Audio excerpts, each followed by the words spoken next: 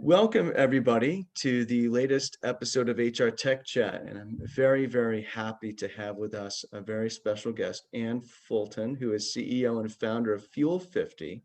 And she's also the latest member of our Global Executive Advisory Council here at 360 Insights. Welcome, Anne. Hi, Brent. Awesome to be on your chat today. And yeah, I'm super honored to be part of your advisory council. So, very excited to share our learnings and insights into the community. And as that's something that we're really passionate about is helping people with their talent practices. So yeah, nothing more important to us and the Fuel50 mission. Fantastic. Yeah. And we've had a few conversations over the past year, and they've always been really interesting conversations. And frankly, in retrospect, I wish we had recorded one of our previous conversations as a podcast. It would have been great. It would have worked. Just so many interesting concepts, ideas. Fuel50 is doing some very, very interesting things, and I want to get into that. But I thought that a good place to start would be, I guess you folks have some findings from a survey that you did, that you've compiled into report, the Global Talent Mobility Report. That sounds very interesting to me. Maybe you could just share a few top line findings. What is in this report? What's new? What should we know about as we continue to enter the future of work? Yeah, sure. So maybe if I just tell you a little bit about the report and the study in the first instance. So I have a team of workforce architects who are IO psychologists and really interested in helping understand the future of work. And so we went out to over 200 HR practitioners and their employees to understand what's happening with global talent mobility today and what's important to people. And so we asked a range of questions around, what's the return to work going to look like for your organization? We, what do people experience? What have they experienced in the last 12 months? We also looked at, the importance of, strategic drivers for change and transformation for these organizations around their talent experience. So we were looking at things like workforce reskilling, talent mobility, mentoring, diversity, equity, and inclusion kind of practices. And what we were able to do in this study is that we were able to benchmark organizations into high-performing organizations, and there's a number of criteria, revenue per employee and innovation and NPS were all contributing to these high-performing organizations. And then we had a subset of those organizations that were high-performing HR practice organizations. And so we were able to correlate, some of the responses with these two audiences and compare and contrast to the best in class versus, the other organizations in terms of what they were achieving. So it was super interesting. That is interesting. And I already have a question right off the bat, but I don't want to jump ahead here.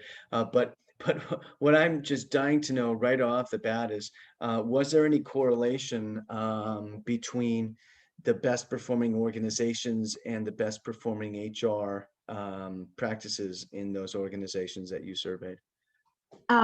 Yes, there were, but there were also some differences. And so, there was a very, very strong correlation between those best-in-class organizations and the best-in-class HR practice organizations. So what we saw was that HR practices and talent practices contributed significantly to their overall performance. And we were getting, these staggeringly strong correlations, between these two audiences. And it was in the realm of 0.69 at a 001 significance level, off the charts, and I'm probably talking statistics here, but, if you think that aspirin's got a correlation with headache reduction of 0.13, right? So a 0.69, in terms of correlation saying, that talent practices are contributing overall to organizational performance. So we can't wait to share this research formally over the, coming 6 weeks, but we're soundbiting it because there was so much learnings that we saw.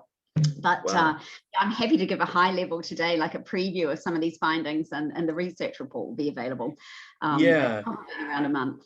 Sorry to interrupt. I mean, that's amazing. And I'm sure all the statistic nerds are geeking out right now on our podcast. Yeah. That is, I do recall some of it from grad school. But that is a high number. Yeah, that's quite the correlation. Very And strong. Mm. you know what's interesting is, well, maybe we could get into a little bit.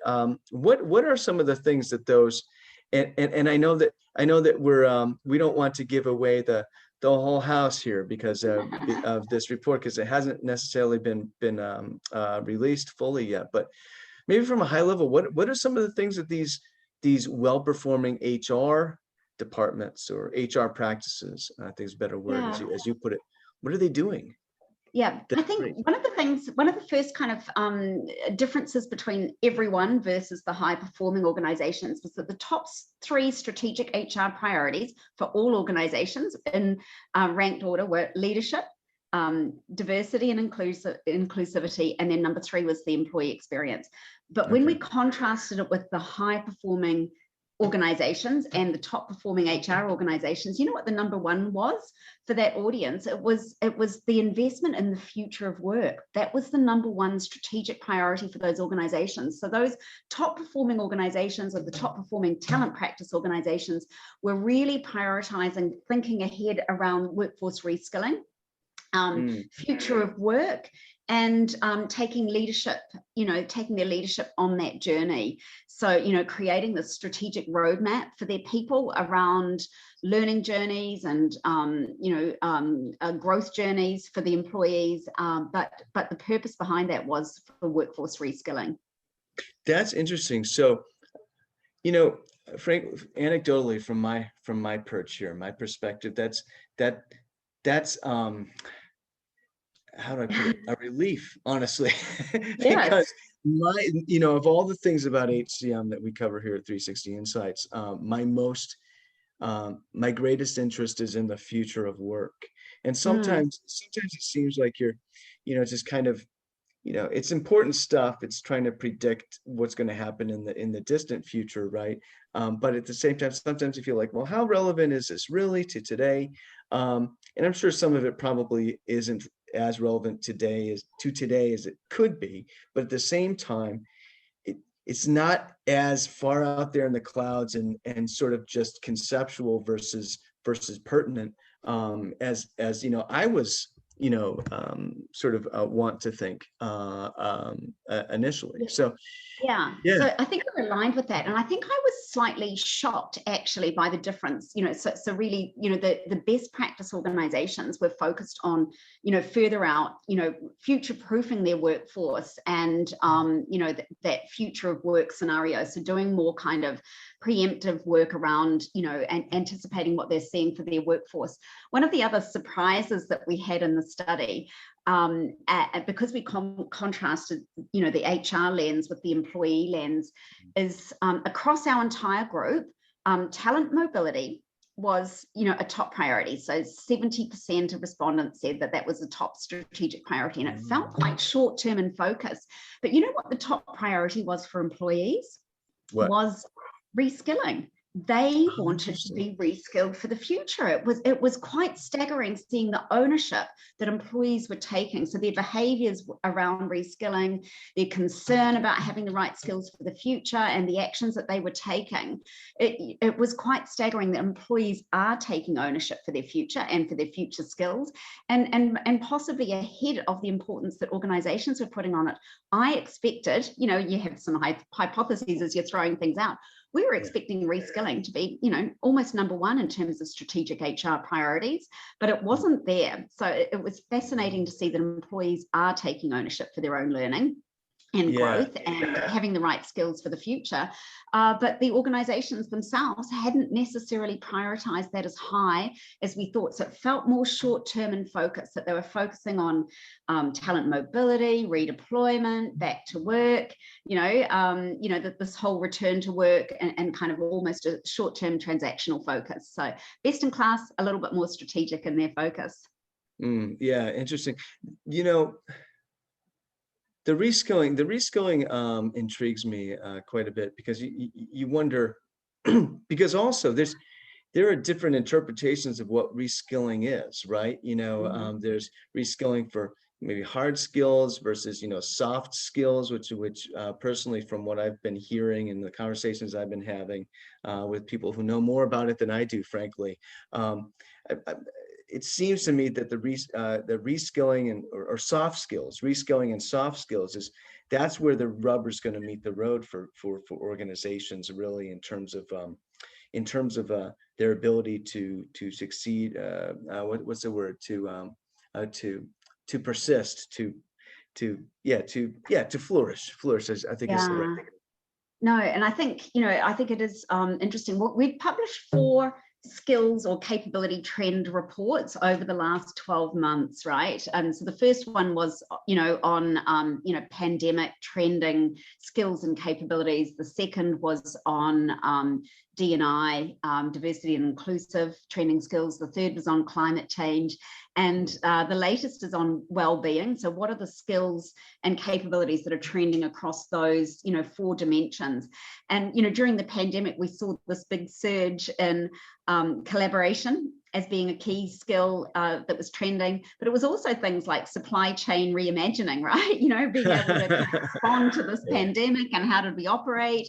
So that all trended. But I think, with the latest report, what we've seen is that this concern for well-being, resilience in your workforce, burnout prevention, are all kind of becoming, top priorities for organizations as they face the continued impact of the pandemic as it moves forward. So yeah, from an employee point of view, soft skills are still super important, but I think, they also need to be, employees are hungry to understand what skills are trending, across the globe, what skills are trending in their organization, what skills are going to be in demand. And, that's one of the things that we're doing in Fuel50 is being able to kind of flag, here are the in-demand skills in your industry, and here's the in-demand skills in your organization. These are the top 3 trending learning needs that you have today, so that employees are, empowered to kind of be on point with what the organization needs strategically. So, Yeah, that really empowers each individual employee to be as successful as possible in their career trajectory within their employer. Yeah, and also, it helps. Sometimes it can help them decide whether maybe they want to, go somewhere else, and the organization has an opportunity to bring someone in who's more aligned to what the organization needs, and is more aligned in terms of wanting, really being interested in doing those particular things. What do you think, when you think of an agile workforce? What do you think? Like, what's your sort of,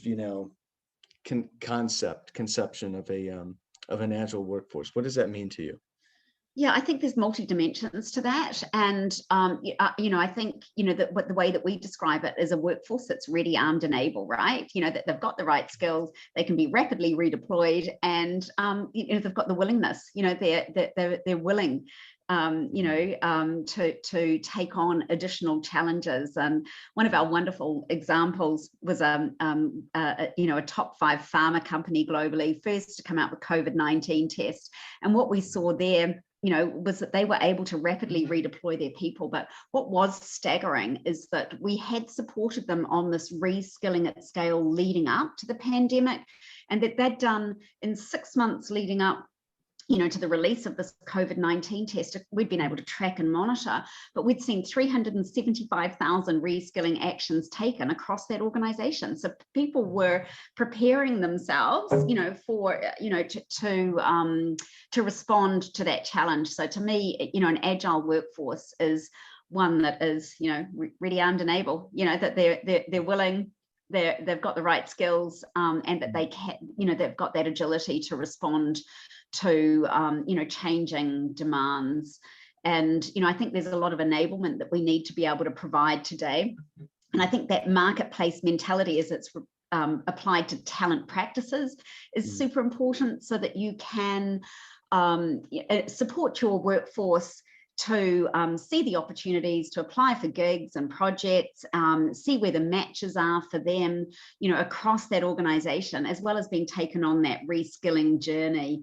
And, you know, I liken it to, you know, Uber is a marketplace, right? Matching, you know, drivers to people that need rides. Oh, And that's a great, I love that concept. You know what's interesting is that, you know, especially right now with all the disruption that that the world is in various states of exiting or I don't know what's going on anymore. But anyway, um, be that as it may, when you think about organization, all this disruption, and we had sudden, you know, just a sudden shift to work from home for a lot of people, and a lot of frontline workers, a sudden shift to no work, right? yes, At all, because you know you can't serve, you know, you can't be a waitress from your home, right? Or you know, this sort of, you can't be a valet from your home either. I was having a conversation with somebody yesterday, a salesperson in the space at a vendor who shall not be named, shall remain unnamed. But anyways, we were talking about all the cool jobs that just really, you know, just kind of went away for about a year and a half, and however much longer it's going to be. And one of them was valet. And yeah, we were just kind of joking about that. You know, you don't get to drive other people's cool cars. I haven't been able to do that for a year and a half. oh, I Where am think I it's going? coming. Yeah, Yeah, yeah. it's got to Where come am I back, going with this? right? Yeah, I'm, right. I still have a magic moment of a memory at a gorgeous hotel in Miami, and somebody driving up, you know, and I was looking at the valet who got to pick up the Maserati keys. You know, it was just like, yeah, cool job. So, Exactly. I was telling her that my dream job still is to be a valet, but anyway, yeah, this whole yeah, idea that there was massive disruption, and that calls for maximum agility right away. yes, So you think, you know, given this, so we've seen, okay, this disruption, it can happen. Maybe it's just 100-year event, something like that, but maybe not. What's the demand that you're seeing out there from organizations in terms of, hey, we boom. need to really be like way better at agility than we were previously, in terms of agility, you know, crosses a bunch of domains of the enterprise, right? But in terms of the workforce specifically, like what's the demand that you're seeing around Yeah. that? You know, maybe again, if I share one of our learnings from our research report on this mobility patterns, and we were looking at, you know, what happened to recruitment over the last 12 months. And in Q2, you know, there was 45% of organizations had a recruitment freeze. In Q3 last year, it dropped to 26%. But, you know, where there is amazing hope, I think, for everyone, you know, and particularly those employees that have been impacted, is that 63% of organizations that we surveyed today said that their employee headcount is going to grow, right? So we're moving into Yeah. a growth mode. So that was super interesting to see that, you know, we're back on the upsurge when it comes to employment opportunities for people as we have this, you know, kind of return to some kind of normality. And, you know, we also were asking people about, you know, are people going to return to the office? Are we going to have, you know, a hybrid way of working? And yeah, 76% said they're moving to this hybrid model of working, you know, so in the office and out. Only 14% said that they were going to move to the purely back to the office. So that was kind of a smaller percentage than we expected, because we thought that maybe more organizations were going to go back to, you know, having an office way of working, and 9% that said they were going to stick to remote workforce. So, you know, there's a bit of a shift, you know, that we're seeing, you know, that work is going to be different as we all start to get used to collaborating, innovating, creativity, you know, via online and via Zoom, and having fun conversations like this. You know, it is going to be part of our future practice for sure. You know, what's interesting is, so first of all, my own opinion on that is, my opinion is that organizations should probably, you know, deploy maybe a choose your own adventure approach, right? When I was young, we had those books, and I would always read. I just read every single possibility. I didn't just follow one path. I was a weird kid. But anyways, but you know, an organization, if you're an employee, you have the option. Hey, you want to work at the office mostly now, or you want to work mostly at home, or exclusively from home. Depending on the demands of the job and what can actually be done logistically. My opinion is that given the Great Resignation that we keep hearing about, that I do believe it's already happening. I think it's Mm. inevitable, inescapable. Honestly, I think organizations are going to have to, I think they're going to have to accommodate what employees want in this regard. I mean, I've seen some articles that seem to suggest otherwise. I'm open to to being wrong, obviously, but that's my feeling. Yeah, and I think there's two ways of looking at that. You can look at it individually, so the circumstances of each and every employee and the concerns and the considerations for them. You've got to be able to do it individually and also collectively, and understand across your business, that so many of our workforce are looking, for, the opportunity for more remote working or 2 or 3 days at home. And, others are, really hungry for the team collaboration and want to be in the office, but understanding that individually and collectively is super important.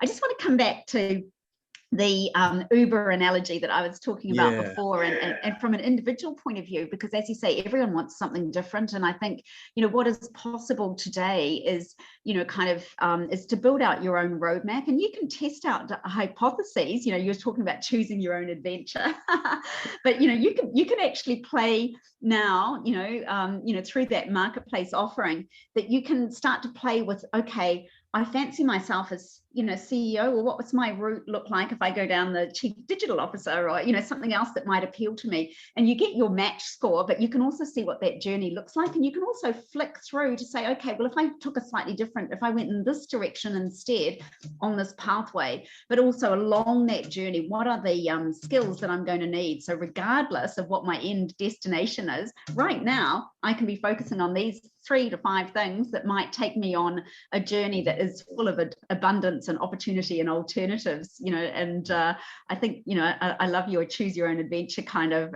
analogy, because I think that does fit with the way that we're enabling people to see a Yeah. future, which can turn around this great resignation, right? If you can see a future, ahead within your organization, if you can play with options and be taken, fully enabled to be on that pathway to, going on what could be an exciting adventure for you, doing more of what you love, right?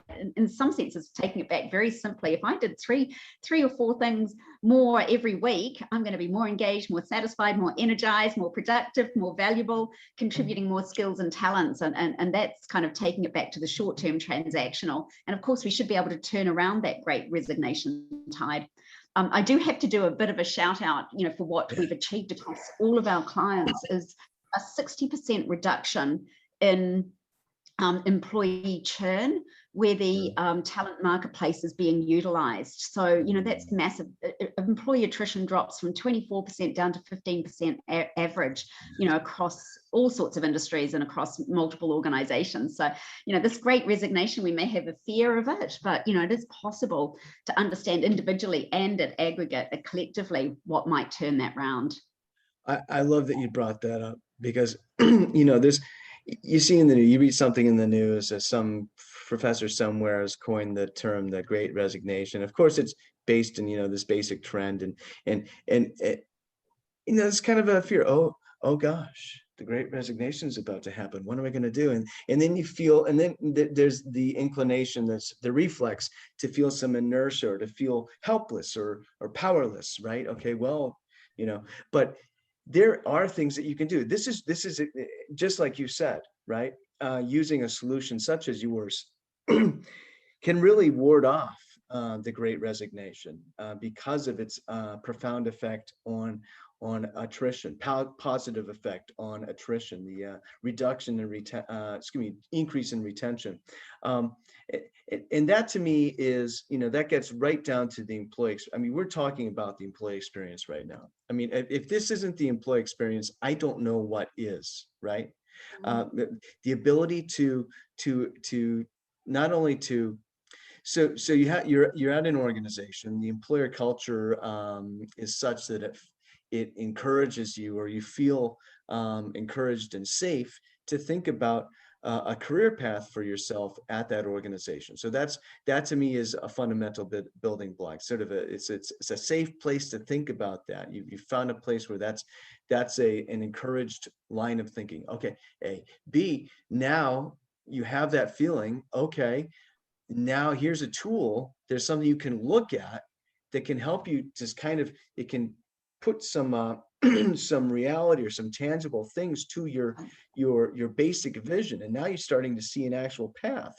And that to me is, when just thinking this through on the fly here, right? If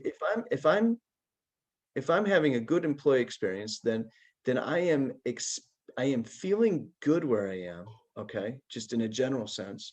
But there are tangible things that I am, that I have at my disposal, tools and information that give a potential, give me the sense that I can execute on my feeling good, that I can execute on my vision. Um, uh, I'll think of some better way to put it later in a blog post, maybe. But maybe we could talk about how does, because this is where, we talk about employee experience and career pathing and agility and reskilling and all this kind of stuff. Is all good. Can we just maybe get into the weeds just a little bit for a minute? The technology itself, how does technology factor into what we just kind of, painted? Yeah, I think we've entered a new generation, and as I said, we've got Uber and Airbnb and all these marketplaces that we all utilize as our day-to-day operating model these days, and it's incredibly enabling, right? It's fast and efficient, and works for us and connects us with what we're looking for. And I think the talent supply dynamics in organizations have probably been disrupted permanently, and this marketplace mentality coming into talent practices is inevitable. It has to happen. It's displacing the kind of legacy talents management systems of where it was all HR controlled, in terms of putting people in boxes and saying this is your future, right? We've changed those dynamics. It's now about, where do you want to go? What are the opportunities for you?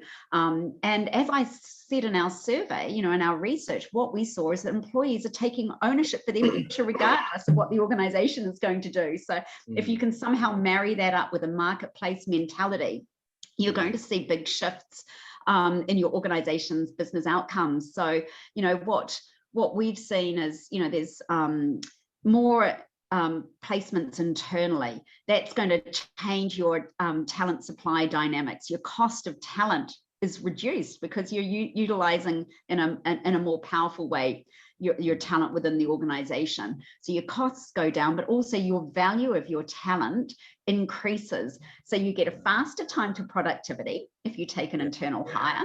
There's more engagement of that person around them because other people see this person getting an opportunity. We saw absenteeism go down, engagement go up, faster time to productivity. So all sorts of business benefits were associated with that, but also you've got more valuable employees because they are enabled to kind of go on this learning journey. So we never say no to an employee. If you dream of being the CEO, great, 15% match score today, but here's all of the learning. Here's a mentor, here's stretch assignments, here's projects, here's the journey and the multiple routes that you've got to go on that journey. So it's never a no, it's here's how you do it. And that takes away a big question mark for employees in a powerful way that delivers business benefit as well. Well, something that's interesting that you just brought up So first of all, one thing that I noticed here is that, going back to what, and you reiterated it just a moment ago, but you said it earlier too, is this idea that employees are focused on reskilling. That's something that they really want to do themselves. So an organization that solves for that, right? An organization that solves for that is an organization that's, don't go to the mountain, go where the employees are, first of all, that's a good thing. The employees are thinking about reskilling themselves. They're focused on bettering themselves. That is an asset. And I had a conversation with previously on the podcast around this idea that, you know, we got to stop thinking about employees as a cost and start thinking of them as an asset. Literally moving them from one column to the asset, from the cost column to the asset column, like the real estate cost, like a sunk cost versus the asset column. In the accounting, you know, the accounting how we account for them in actual accounting. And I'm not an accountant, so I don't know exactly how that would happen, but they become something to invest in at that point, right? There's something to invest in. So B, if they want to be reskilling themselves, then you have an asset just waiting to happen, which is great. Invest in that, go where they are. That is going to, by default, appeal. By default, that's going to improve their experience. They're going to experience a greater satisfaction with their job. Okay, which is something you really, really, really want in your workforce. And what's interesting about that, going back to what you just said, right? You were talking about, time to productivity, you're reducing your recruiting costs and all this kind of stuff. And that's all stuff that makes sense to the accountant. And that's great. You're speaking to the accountant with those types of benefits. But then what you said about increasing the value of your talent, I'm going to guess that value is not necessarily easily quantifiable in terms of a financial number, but that doesn't mean it's not there and it's increasing, right?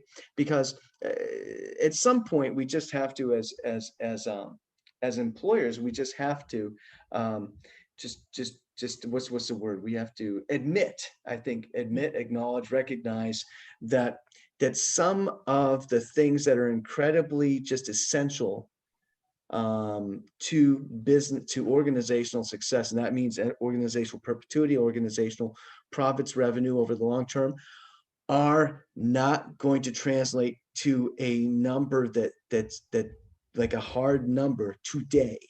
And that's really interesting to me. Yeah. And I think just with my opening comment, right, that talent practices were highly correlated with those organizations that were getting the best business results, right? Incredible.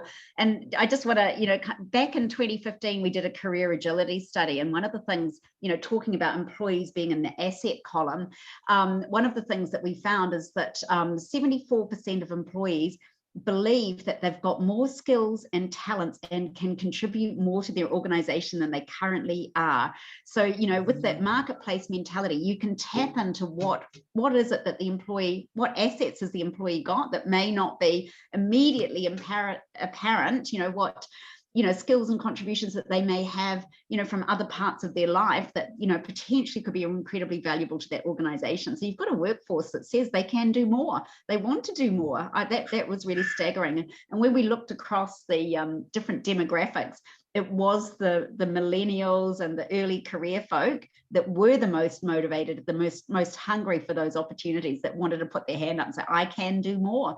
Just ask me. Or just give me an opportunity, give me that stretch assignment, give me that project.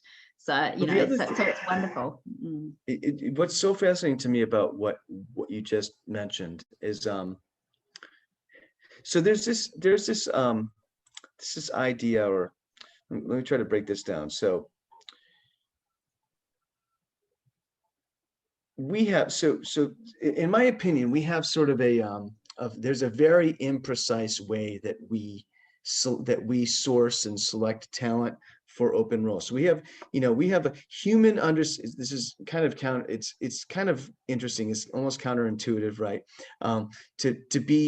We want a more human workplace. And sometimes I feel like we need a little bit less human involvement, maybe, for it to be more of a human workplace. And I want to get to what I mean there. So, we have a human understanding of what a certain role needs, right, in order to succeed, right?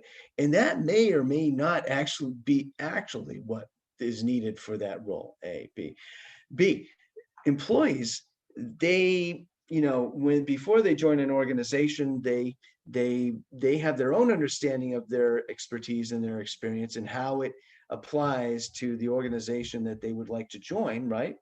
And that may or may not, it may appeal to and resonate with the recruiter and the hiring manager, but at the same time, once the employee joins the organization and sees a little bit more of the organization, their human understanding of the organization changes a little bit. They realize, oh, wait a minute, this is what I could be doing for this organization instead. It might be better, and that might be closer to what that employee should be doing for that organization. But if you had some sort of an objective view of what any given employee's capabilities are, right? Yes. Then you would have sort of every human would be in the best matched role or doing the best matched things that to their capabilities at any given time. And I blogged about this a few months ago, and I think we're far away from it. But I have this sneaking suspicion that we may move beyond even job titles in the future, and all these sorts of. I mean, I saw an article from the mid '90s. It was in Forbes. This would be before Forbes was sort of a crowdsourced, Yes. just a bunch of writers. It was, just a staff, right? And it was actually a guest contributor, and I'll find the link and I'll send it to you. But back in the mid '90s, there's this guy. He predicted that job titles will be a thing of the past. Those will eventually become extinct. And he wasn't even talking about AI or anything like that. But it's just interesting to me. You talk about we're talking about agile workplaces, agile organizations, people being in the best in doing the things that they most enjoy doing and are best at.